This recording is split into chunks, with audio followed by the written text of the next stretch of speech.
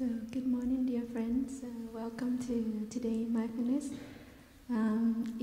Because today is not many people, if you don't mind to move up a little bit so we feel closely.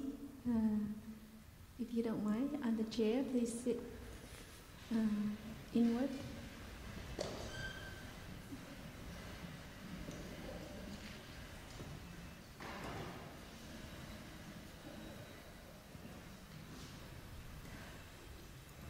Thank you so much.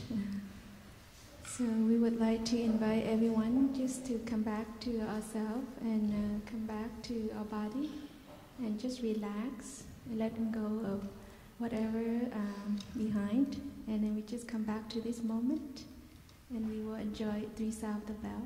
Just sit comfortably, relaxingly, and enjoy your breathing. You can put your hand on your belly just to feel your breath. We will listen 3 sounds of the bell before we start. Thank you.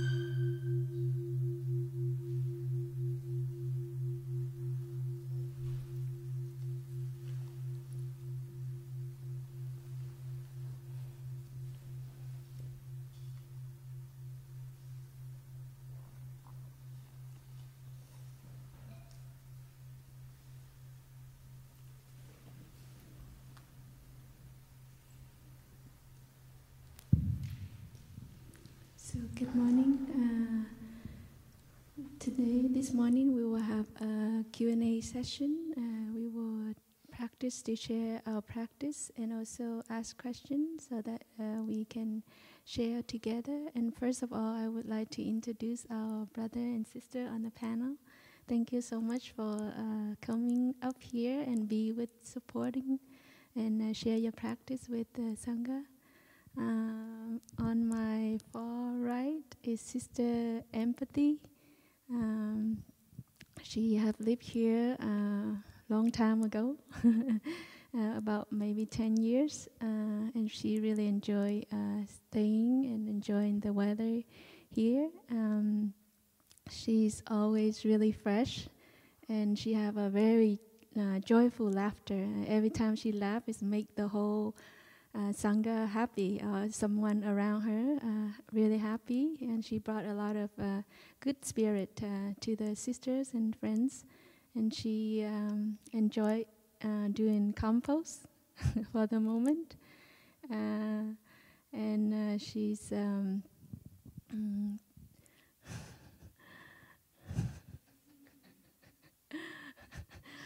she's a little bit shy, but always very calm, and when we around her, it's always peaceful. So thank you, sister, for being here. And next to her is Brother Phap.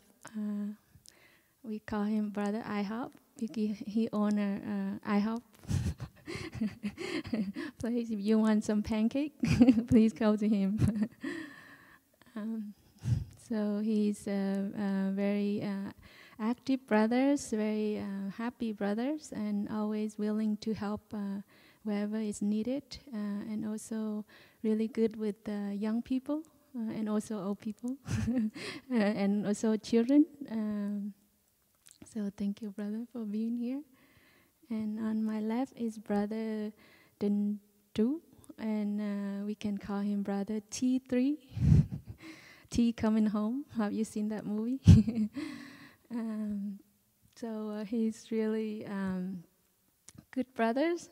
He always very helpful in many places. Wherever there is need help, he always there. And he's been with the Sangha many years, and he's very joyful, happy, and he's really enjoy cooking. And also the Sangha enjoy his cooking. He always so generous, offer many dishes on the day that he cooked. So thank you, brother, for being here. And for myself, I'm Sister Bat Ngim. Or you can call me Sister Popcorn if you like, because the children like to call me that. And I like doing gardening and just to be with my friends and sisters. Thank you for coming today. And now is the time for question. If you have any question in your heart, and we encourage everyone to share a question in your heart, not theoretical question, a question that because today you see all of us are very young, and if you have some big question about theory or about something about Buddhism or other things, please ask our elder brother, Uncle Google. He will answer you right away. If you have a question related to your practice, your family, or anything that is in your heart, and we try our best to share our practice and from our heart. And a good question can benefit many people. And so please, if you like, you can come up here. You can sit in like a line, and then one by one we will ask a question, and then the brother and sister will share your question one by one. And I know that we only have about 1 hour, so please don't be shy and come and be with us. Thank you.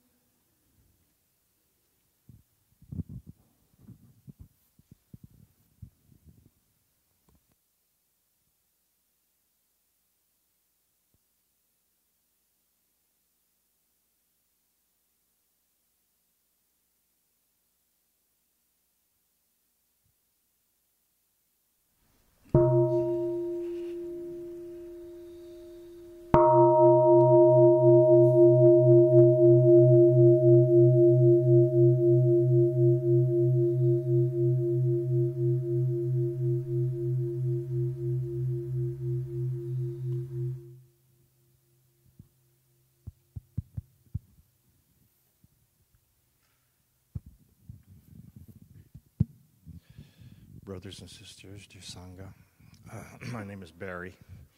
I've been coming here for a number of years, since Thai's last visit. This is a small question, but when I'm meditating, sometimes after just a few minutes of shamatha, sitting quietly, an insight pops into my head, and I'm afraid I will forget it.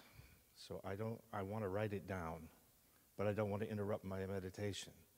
So I don't, and sure enough, then I often forget that insight. Have you had this experience? And if so, what do you do about it?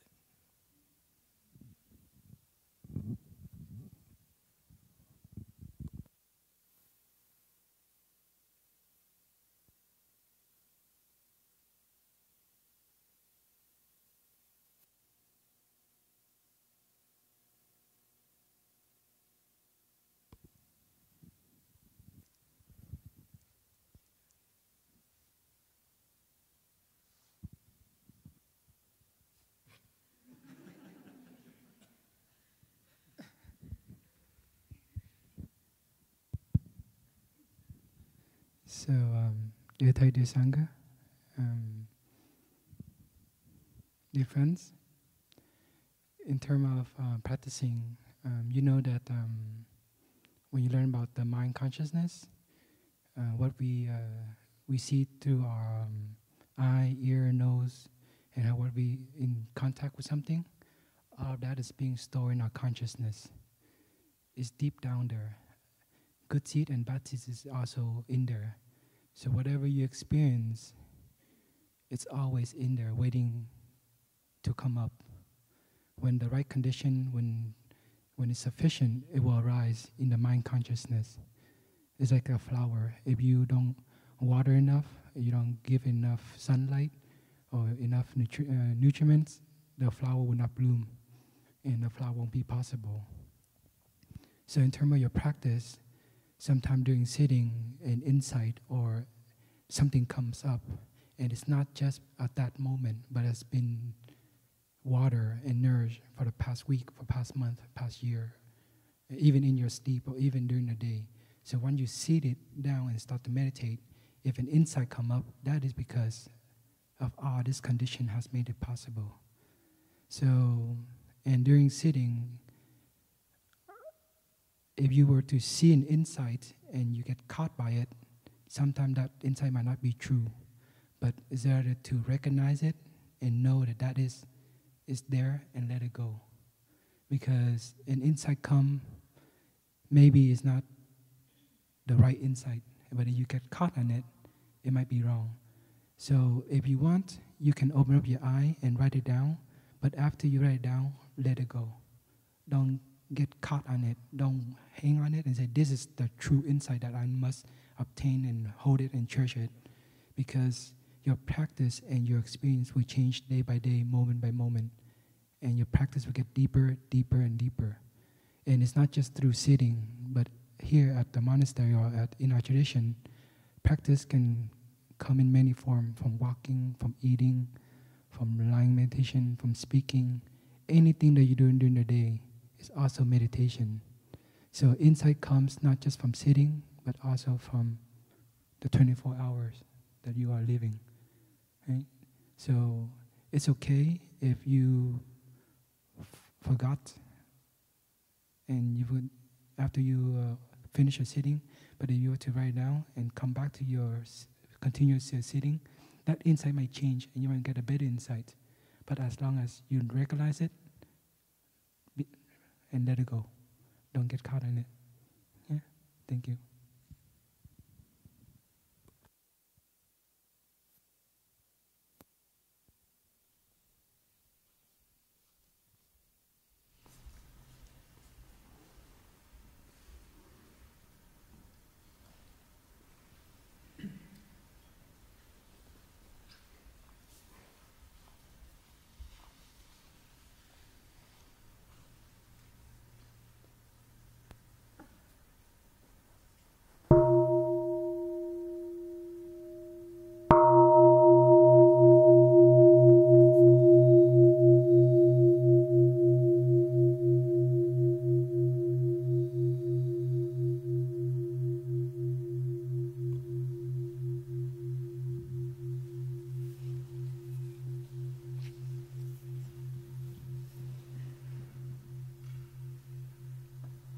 Leslie.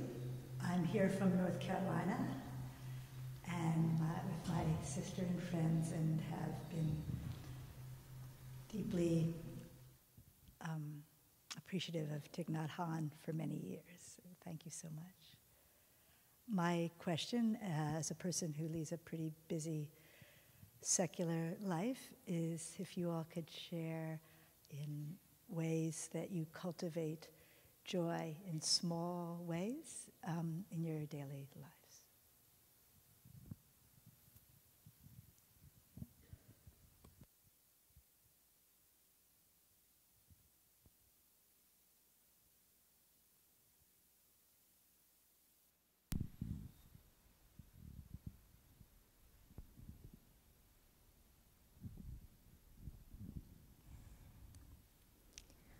Good morning, dear Thầy, dear Sangha.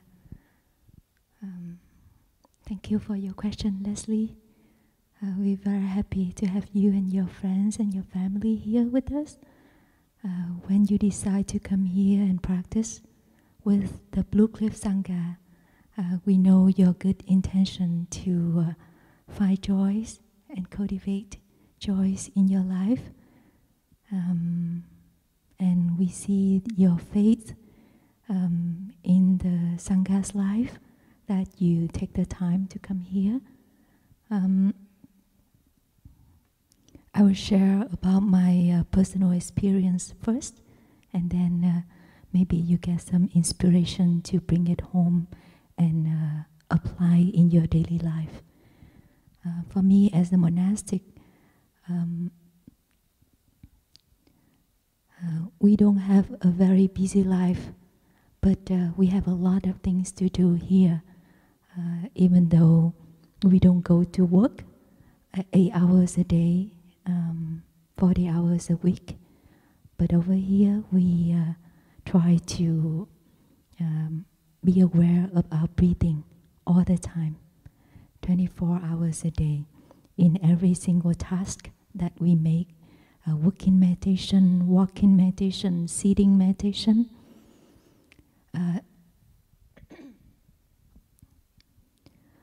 We do that out of joy and happiness. We know that every breath we take, it will be the bridge to bring us home to our true self. And every step we take help us to get in touch with the living beings, with ourselves, with the nature, with the beloved Sangha that we are living with. So just by a simple act that being aware of our breath, our steps, can help us to realize that we are alive. And as our teacher says, when we are alive, everything is possible.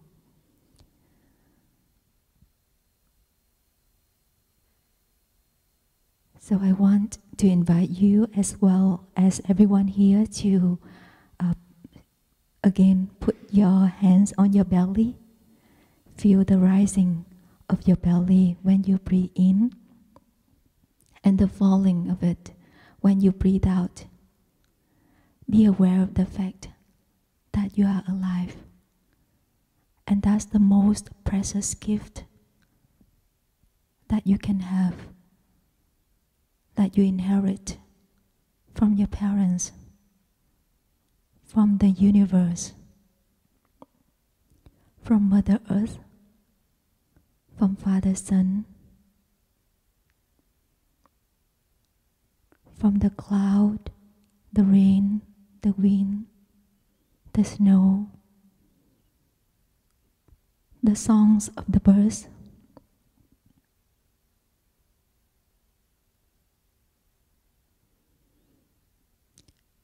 So with just some breath, you can easily come back to the present moment, establish yourself in the present moment, and get in touch deeply with life.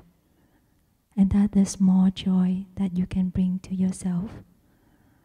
So I hope that in your busy life, you can just take a deep breath and come back and get in touch with that.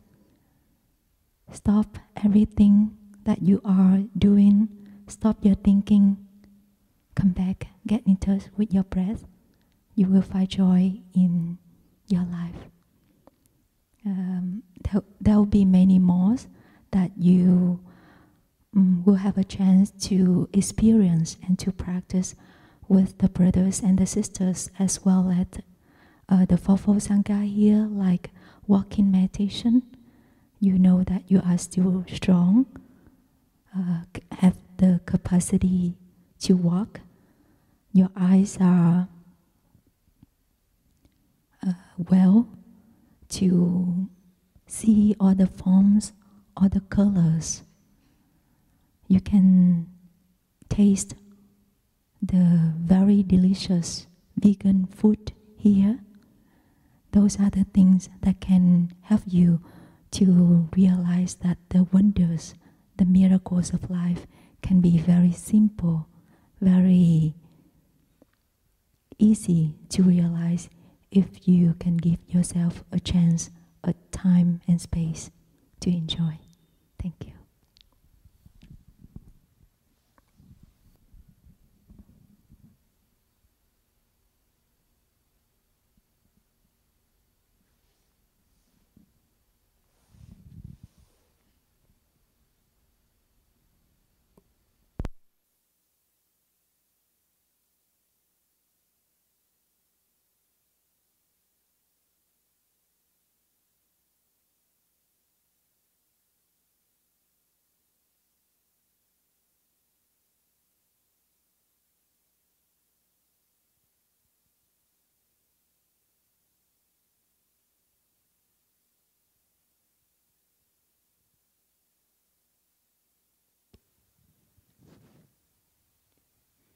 if you are shy of sitting in front of a camera, maybe you can write down a piece of paper and pass on to us instead.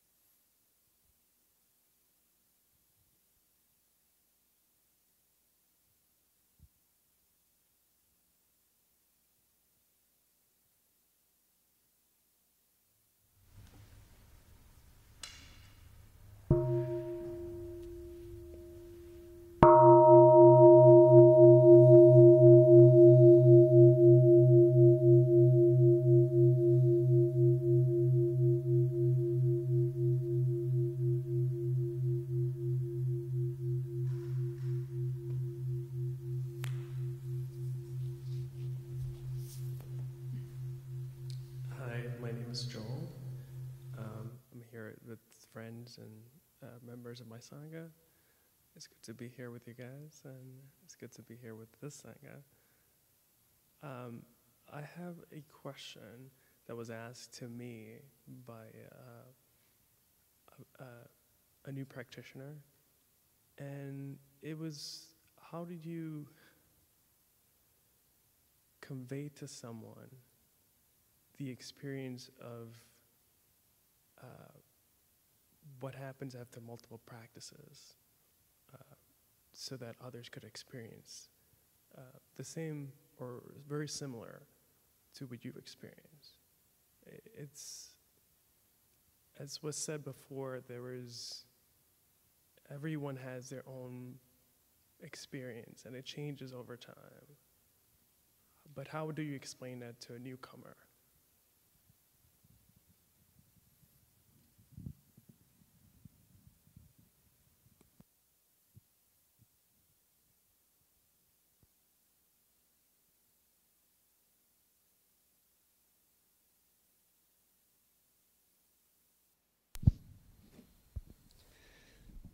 Dear respected Thai, dear brothers, dear sisters, and dear friends.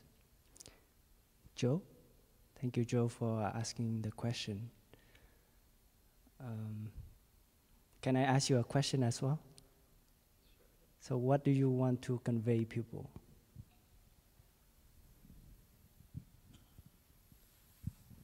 I've seen from experience that newcomers would try and give up. They would try to attain something they don't know what they're looking for. And I wish I could help them where they wouldn't decide to quit. So that's the outcome. That's what I'm looking for. Is it in terms of practice or?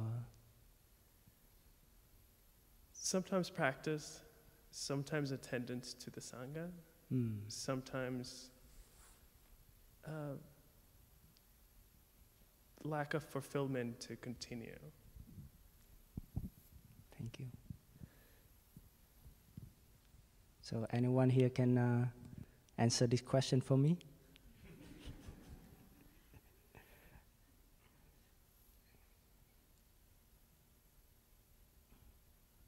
In my practice, personal practice, I try to not to convey people intentionally, because the practice or something that you are born with is need to be begin with yourself. It's not from the external condition. And the external condition is just the condition outside that supporting, so that we can do something, achieve something. But if we are not willing to do it, how could it be possible? If you want to go to New York and you think, oh, I need a car, right? And then you have a car, and then you feel lazy again. You say, no, I don't want to go. Instead, your children, your friends, always encourage you, oh, you should go. You have every condition now. You should go. No, I don't want to go. Too lazy. So this is more about our internal condition. So in order to help someone, support someone to practice, I think if you really want to help, you can help too. Of course, for those who are not easy to listen to, or they still have many things in their head and still squander their time, spending time to searching for something that's a no. That's happened a lot with our life. We're trying to searching for things. One of my practice is I'm trying my best to practice so that I can inspire people, not through speaking, but the action. The action is contain the deepest inspiration. Like our teacher said, love is not enough. Love is action. If you need to love, if you love someone, you cannot say, oh, I love you, baby, And then tomorrow, you just say, I love you, baby, and then you didn't care when she's sick or him sick. It's not a real action, not true love. So love here is the action. No matter what, even you don't say it, but through your action, people can receive it, the love, the true love. So love is action. If you want to help, action is the real help. What you can ask yourself, how can I help through my action? Yeah? By the way you talking, by the way you communicate, people feel the energy. Oh, why you feel such a peace? Are you a holy man or what? People feel it. If you try to convey people, but intentionally, oh, you need to do this, you need to do that, then it's not gonna help. I think the best way is to forgetting the question, how to convey people. It's trying how to convey yourself, to be who you want to be. That's already the best way to convey people. That's my answer. Thank you.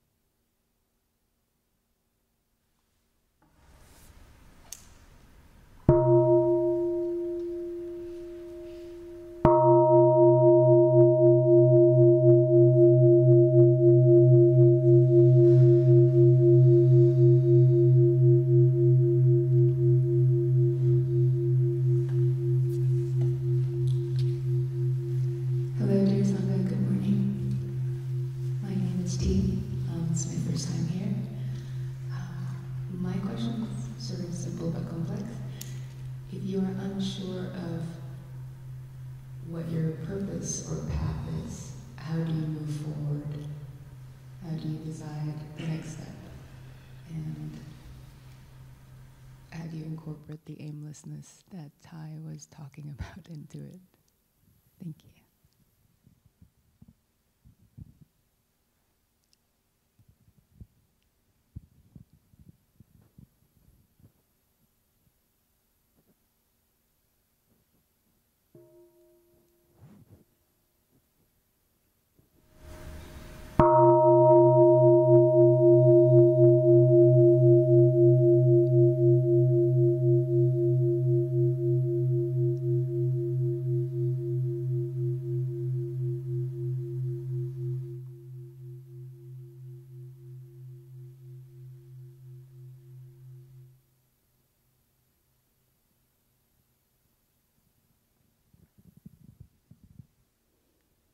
So, dear Sangha, it's a very difficult question, but thank you for asking this. And now in my head, I don't have anything, but just let's see the Buddha, our teachers, our ancestor in me will share.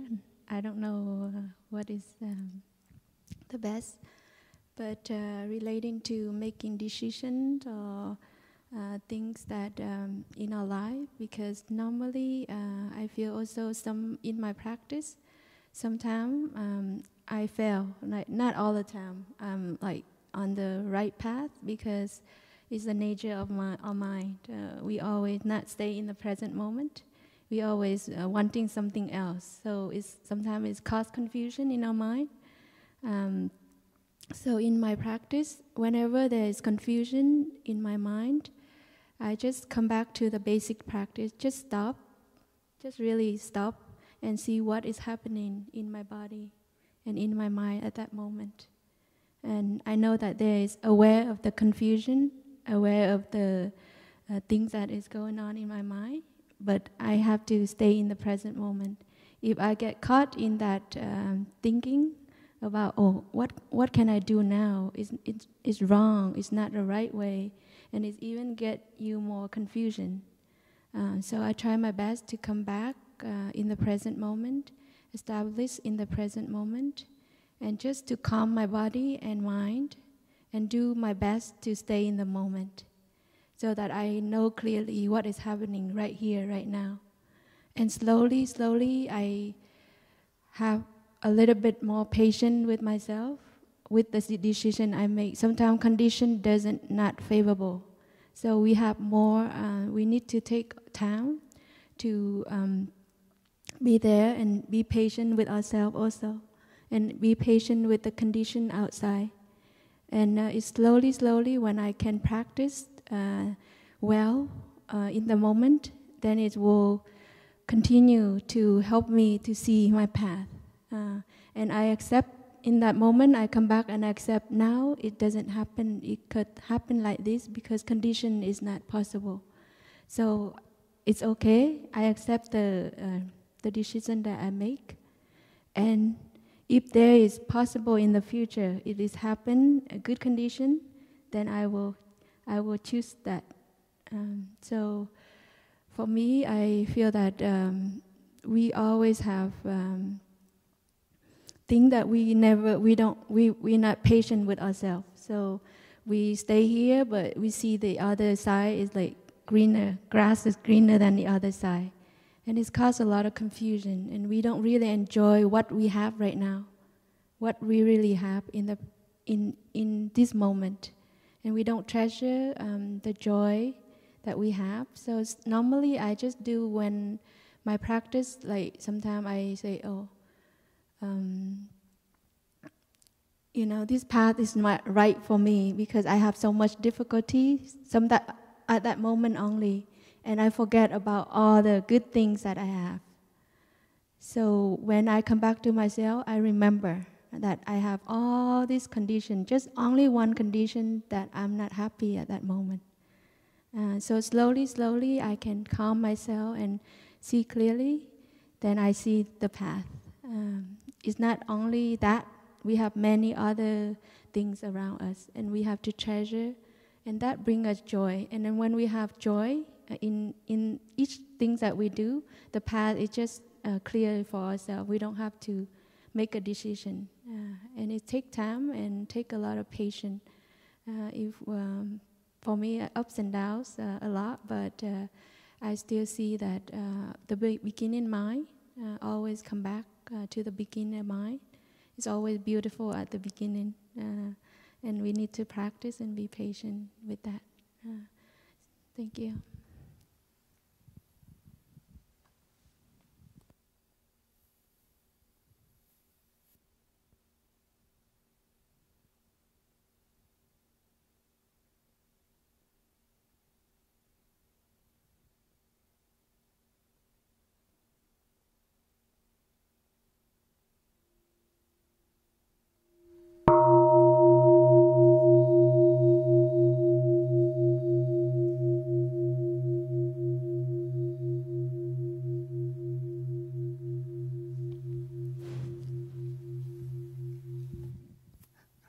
Hi, I'm Linda. I came with Leslie and her group, and my question is kind of related to some of the other ones. If you find yourself in a toxic environment and you've planned a way out, but you're stuck in this toxic environment for a while, what methods can you use to bring yourself back and not think of all the negativity and the evilness and the meanness that is around you, and bring it back to the good things in life? And that's my question.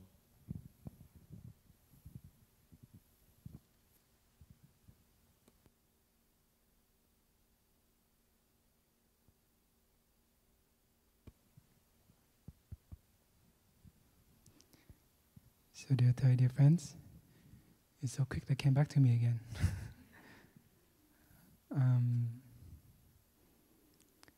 So in our teaching, when you are not in a positive condition or environment, that means we have to change city or change peg, find a way out.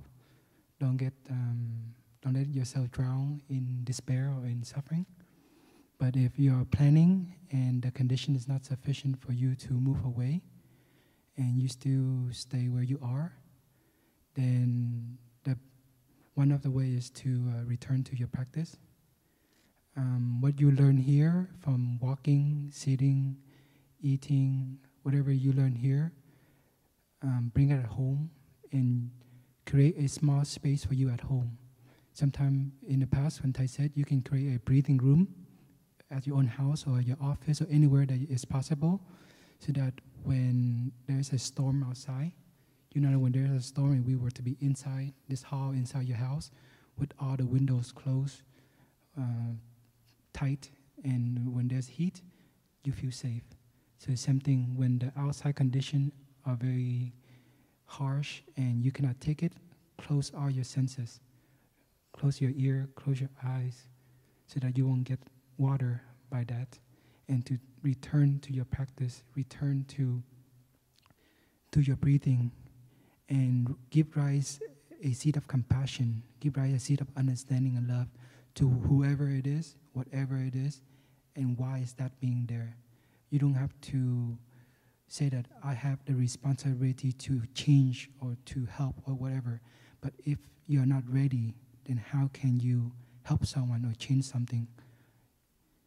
So the best way is just to return to yourself, nourish that seed of compassion, nourish the seed of love in you, practice, return to your whatever you know, whatever you learn here. That is one way. The other way is to have a sangha, someone that you practice with, so that you can share your insight, your suffering, your sadness, your worry, so that maybe when you're in this situation, your view of things may not be clearly, but someone else standing from the outside looking in might see a different view. So by going to your sangha and sharing, Dharma sharing, maybe your friends, your peers can shine light on the situation, and maybe as a group, as a sangha, can help you move away from the condition that you are not be able to because you're by yourself. So it's like a boat. Doesn't matter how big the rock is, but if you have a boat, it can carry that rock across the ocean. So your Sangha, your peers, your friends are your boat. So whatever it is, have trust in your Sangha, have trust in the practice, have faith in the practice, and that will carry you away. And not just the Sangha, but Blue Cliff is always here for you too.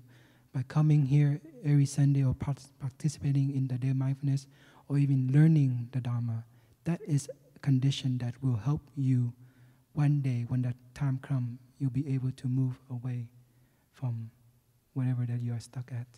And don't worry, because thanks to impermanence, it's always possible. Have faith. Thank you.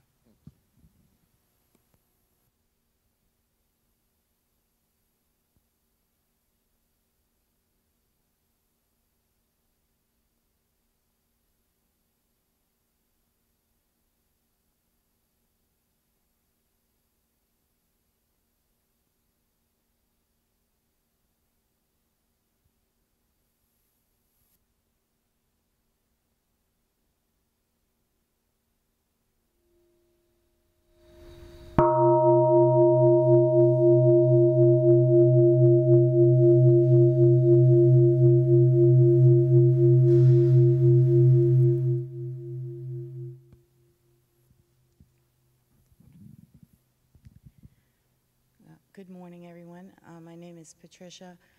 This is the first time I've come here. I have gone to some other different modes of meditations and spiritual things over time.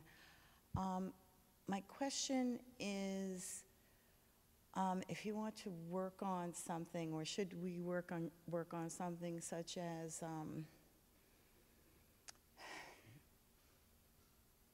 the concept of being able for forgiveness. Actually, that's something I've been trying to work on for some time, is forgiving someone or something, even though there's a part of you that does not want to, or the ability, how to either meditate or work on that to make that happen.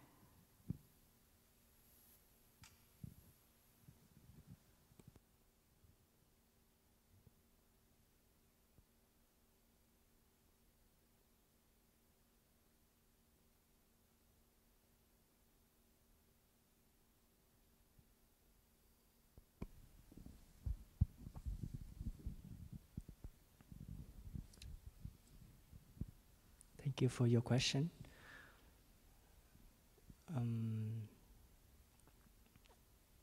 This question is very beautiful question. This could be related to many of us in here.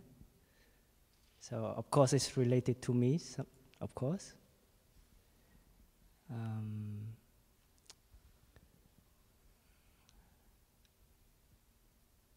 I was struggling with trying to forgive people that I feel that, or I think that they might hurt me intentionally or unintentionally. And I tried so hard to forgive.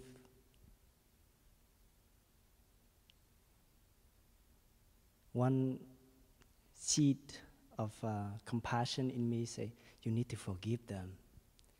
They're human, you know. They make mistakes. It's fine, it's okay. Maybe they don't deliberately want to hurt your feeling. Maybe they have some difficulties at the moment. They maybe have a toothache at that moment. That's why their emotion not stable. Maybe somebody just ate their pizza, so they still in angry mode, you know. But the other seeds, like judgment, no, they're not deserved to be forgive. I'm also hurt. I'm also human, but I wouldn't do the same. I wouldn't say like that, you know. How could she or he can say that or act like that? So basically, in Buddhist psychology, we have a lot of seeds, good seeds and bad seeds, the positive and the negative one. It's lying deep down in our store consciousness. So it's important to know how to watering the good seed or the negative seed. If we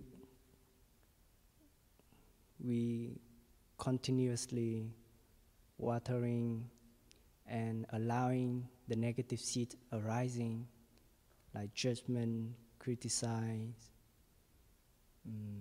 hatred,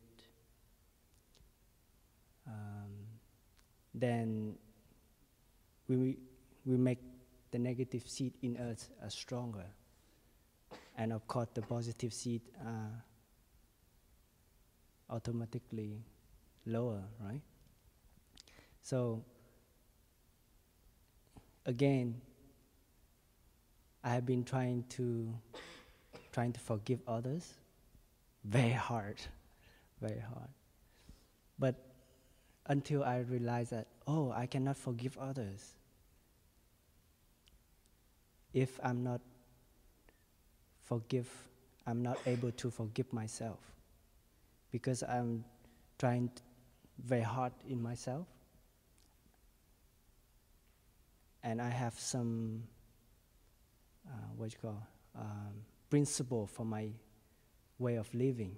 So I very grasping in that principle, and that if I break one of my principles,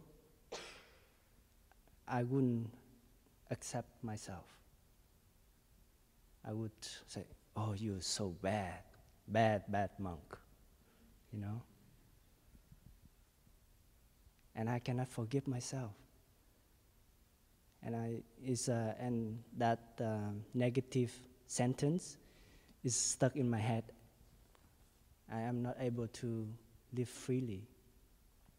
I'm not able to live peacefully with myself. So that's why I always feel inadequate. I'm not good enough. When I make a mistake, I judge myself. When I judge myself, it means I can judge other people more easily. I can criticize people easily. So, in order to forgive others, I reflect to myself and pay more attention, developing my ability of self-love, self-compassion, self-forgiveness, and I trying to be friend with the mistakes, not react as an enemy. I trying to normalizing the discomfort when I make a mistake, or when people make a mistake. I try to normalize. It's nothing big. It's not a big deal, you know. It's not a birth and death situation. It's okay. And that's how we learn. That's how we learn to grow. If we know mistake, we cannot learn how to love. If we are not suffering, we cannot understand or feel people's feelings. So when people are suffering, that's why they cause themselves suffering, and also cause people around suffering. So if we put ourselves in other people's shoes, put ourselves in the situation that they might experience. So we have a bigger views in the situation. And from that, that's the foundation. If we can see more clearly what's called the suffering. So we realize that this is my suffering, and that's you think that that person is the cause of suffering. And if we understand that the suffering, our suffering, and the other person's suffering are related. If we are suffering, that's why we make the situation more worse. So the situation already worse. You don't need to put more extra effort, in the situation. So have a break, and while you are practicing sitting meditation, walking meditation, eating meditation, just aware of what is come up to your mind. Yeah, be there for your thoughts, trying to forgive, trying to be nice, more gentle, more kind to yourself, instead of judging yourself. So that means that we watering the seed of trust, of faith in ourselves. That's called the seed of the Buddha, the awakened one. So if you watering the seed of hate and anger in yourself, that is you watering the seed of Mara in yourself. So let's invite the Buddha in yourself, grow more by practicing, engage every day. Yeah, try to be there with your thoughts, taking good care of it, give it a moment to reflect. And if you think that your thought is right, ask yourself again, am I sure? If you say sure, then check again. Yeah, that's what our teacher said. Are you sure? Check again. Double check. Because our thought and emotion is mostly they are not right at all. So many times we act with emotion. We act with our thoughts, but not with our insight. So when you come back to yourself, breathing in, breathing out, and aware of your thought and emotions, you're not allow your emotion dictate your behavior. Then you have the insight. You know what to do, how to forgive. So forgive yourself. It means you can able to forgive others easily. Yeah, thank you very much.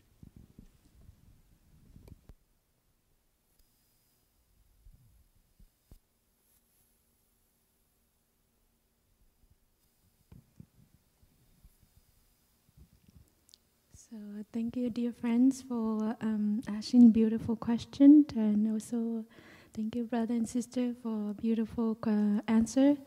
And now it's already time's up. But if you have a question that you cannot, like tonight you cannot sleep, or later on you cannot do anything, please ask. But if not, then we end it here.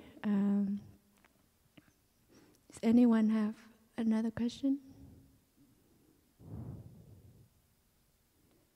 So that means we end here. And if you shy or something, if you some question later, we have a Dharma sharing so that you can ask in the circle. And our brother and sister, other brother and sister will share their practice with you. So thank you so much for being here today. So we enjoy the day. We will end with 3 sounds of the bell. We can come back to our breathing. You can sit upright, relax, and just follow your in-breath and out-breath. And keep a smile on your face. Thank you.